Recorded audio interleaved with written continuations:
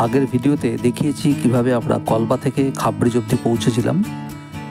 এবার এই ভিডিওতে দেখব খাবড়িজ থেকে আমরা কিভাবে স্পিতি ভ্যালিতে প্রবেশ করলাম, আর যাওয়ার পথে মানে টাবোর যাওয়ার পথে আমরা দেখে নিলাম গিউ মনেস্ট্রি, গিউ গ্রামটা এবং তার সঙ্গে গিউ মমি।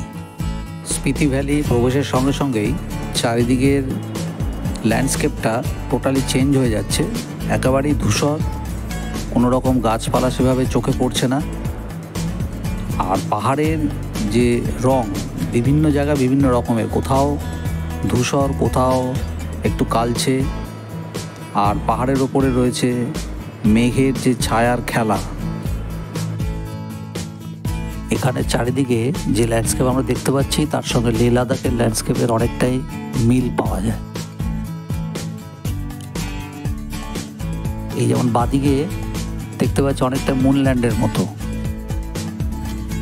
এই লাহুল স্পিতি উপত্যকায় প্রচণ্ড গতিতে হাওয়া বয়, যার জন্য এই পাহাড়ের গায়ে সে হাওয়ার সঙ্গে ঘর্ষণে পাহাড়ের এই রকম বৈচিত্র্য আমরা দেখতে পাই। লাহুল স্পিতি ডিস্ট্রিক্টে ঢোকার পরেই আমাদের সঙ্গে সাথী হয়ে গেছে এখন স্পিতি নদী। আমাদের এই পুরো যাত্রাপথটাতেই আমরা স্পিতি নদীকেই সঙ্গে করে নিয়ে চলব, সর্বদাই নিরলস গতিতে বয়ে চলেছে।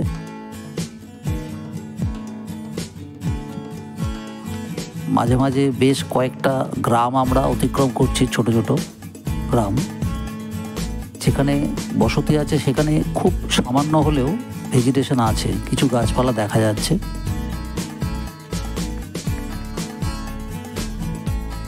আমরা আজকে টাবোতে হোমস্টে দিকে উঠবো, তার আগে আমরা ঘুরে নেব গিউ গ্রামটা। সঙ্গে থাকবে আমাদের গিউ মনেস্ট্রি এবং গিউ মমি।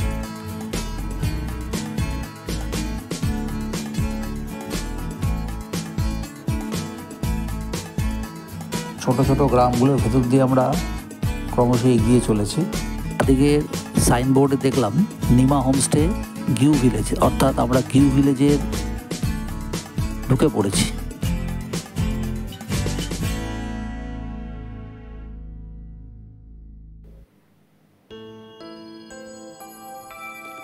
দেখতে দেখতে আমরা গিউ মনেস্ট্রির কাছাকাছি চলে এসেছি। গাড়ি থেকে দেখতে পাচ্ছি তার চূড়োটা।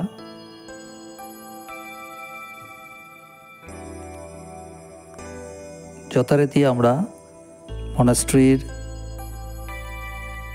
প্রাঙ্গণে ঢুকে পড়লাম। এই হচ্ছে সামনে থেকে পুরো মনেস্ট্রিটা। মনেস্ট্রিটা সত্যি দেখতে খুব সুন্দর। এর গায়ে রয়েছে একটা এক্সটার্নাল সিঁড়ি, এই সিঁড়ি দিয়ে ওপরে যাওয়া যায়। আমরা চারিদিকে দেখতে পাচ্ছি প্রাকৃতিক সৌন্দর্যটা গিউ ভিলেজের, তার মাঝখানে রয়েছে মনেস্ট্রি। আর এই মনেস্ট্রির প্রধান আকর্ষণ হচ্ছে গিউ মমি। মনেস্ট্রির একদম পাশেই এই যে ছোট্ট একটি ঘর আছে, মানে এটা একটা মন্দিরের মতোই, এর ভেতরেই আছে গিউ মমি। এই মমিটি অ্যাকচুয়ালি 1975 সালে এটাকে পাওয়া গেছিল। ITBP মানে হচ্ছে ইন্ডো টিবেটান বর্ডার পুলিশ, তারাই হচ্ছে এটাকে খুঁজে বার করেছিল। ওই ভূমিকম্প হয়েছিল এই অঞ্চলে তারপরে। আর এটা অনুমান করা যে 1500 খ্রিস্টাব্দের হচ্ছে এই মমিটি।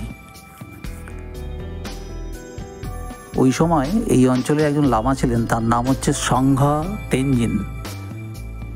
তিনি এই গ্রামের যাতে ভালো হয় সেই উদ্দেশ্যে নিজেকে সেলফ মমিফিকেশন করেছিলেন।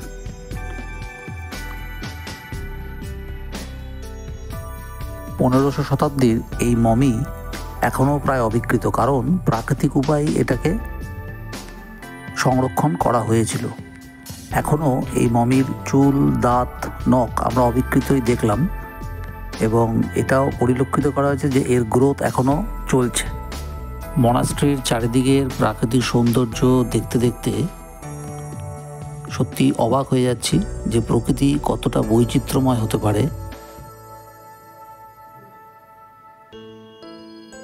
আমরা মনাস্ট্রি এবং মনাস্ট্রির যে মমি সেটা দেখে নিয়ে এবার আমরা ফিরে চললাম ধীরে ধীরে টাবোর দিকে। এই গিউ ভিলেজ দিয়ে যেতে যেতে আমরা পথে সাথী পেলাম গিউ নদী। তীর তীর করে জলধারা এগিয়ে চলেছে। গিউ ভিলেজে কিন্তু আমরা যে পাহাড়গুলোর পাশ দিয়ে গেলাম সেখান থেকে বেশ কিছু নুড়ি পাথর কিন্তু আমাদের গাড়িতে এসে পড়েছিল এবং তাই জন্য আমাদের গাড়ির ড্রাইভার খুব জোরে চালিয়েছিল ওই জায়গাটা দিয়ে। এই মুহূর্তে আমরা একটা ভিলেজের ভেতর দিয়ে যাচ্ছি, এর নাম হার্লিং, এবং অন্যান্য ভিলেজগুলোর মতোই এখানেও বেশ কিছু বসতি আছে এবং প্রচুর বাড়ি কিন্তু হোমস্টে।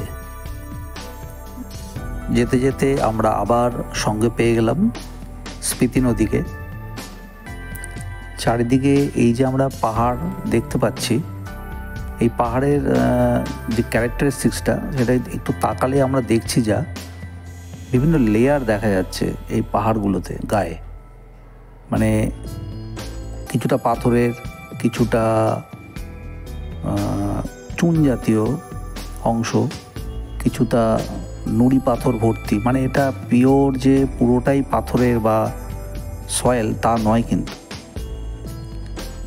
এটা দেখে জিওগ্রাফির একটা কথা মনে পড়ছে যে এখানে এই যে আমরা পাহাড়গুলো যা দেখতে পাই, অ্যাকচুয়ালি সারা পৃথিবীতে যেটা ছিল দুটো স্থলভাগ ছিল, একটা গন্ডোয়ানা ল্যান্ড, একটা হচ্ছে লরেশিয়া বা আঙ্গারা ল্যান্ড, এবং তাদের মাঝখানে বয়ে চলতো টেথিস সাগর।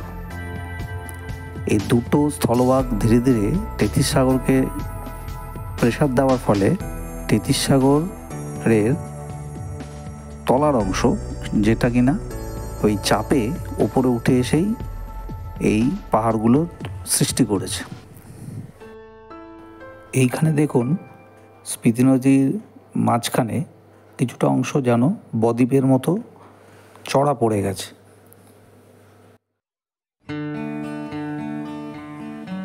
স্পিতি নদী আর স্পিতি ভ্যালির অদ্ভুত সুন্দর দৃশ্য দেখতে দেখতে আমরা ক্রমশ এগিয়ে চলেছি টাবোর দিকে। এই পুরো ট্যুরটাতেই, বিশেষ করে এই স্পিতি ভ্যালি ভ্রমণ করতে গিয়ে আমরা যে সাইট সিনগুলো তো বিভিন্ন জায়গায় যাচ্ছি বা যাব, সেগুলো তো এই ট্রিপের অংশ, কিন্তু সবচেয়ে বড় পাওনা হচ্ছে এই স্পিতি নদী আর স্পিতি ভ্যালির নিজস্ব যে একটা সৌন্দর্য, সেটাই হচ্ছে সবচেয়ে বড় পাওনা।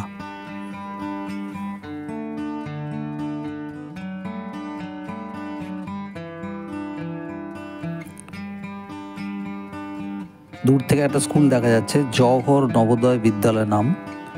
স্কুলের উঠোনে দেখা যাচ্ছে প্রচুর ছেলেমেয়েরা খেলাধুলাতে ব্যস্ত। এইরকম একটা পরিবেশে একটা স্কুল ভাবা যায় না। যেতে যেতে আমরা আবার উপভোগ করছি স্পিতি নদী আর স্পিতি ভ্যালির দৃশ্য। এই জায়গাটায় মনে হচ্ছে যেন নিপুণ হাতে পাহাড় কেটে স্পিতি নদীর যাওয়ার পথ তৈরি করে দেওয়া হয়েছে। টাবোতে পৌঁছতে আজকে আমাদের বেশ সন্ধ্যা হয়ে গেল। দূর থেকে টাবোর ভিলেজের তোরণটা দেখা যাচ্ছে। আমরা যে হোমস্টেতে উঠবো আজকে সেটার নাম হচ্ছে ডোরবু হাউস। এই আমরা টাবো ভিলেজে এসে গেছি আমাদের হোমস্টেতে। আগামী ভিডিওতে দেখাবো টাবো মনাস্ট্রি এবং সেখান থেকে যাব কাজা।